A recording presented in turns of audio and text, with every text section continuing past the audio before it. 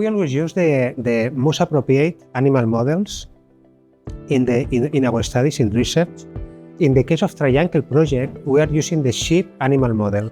The sheep is a large animal model, is very similar to the humans in size, and also the physiology and the anatomy of the animal is very close, very similar to the human situation. So it makes the sheep an excellent model to analyze the evolution of the pathology and also for the testing of the new treatments developed in TriAnkle project.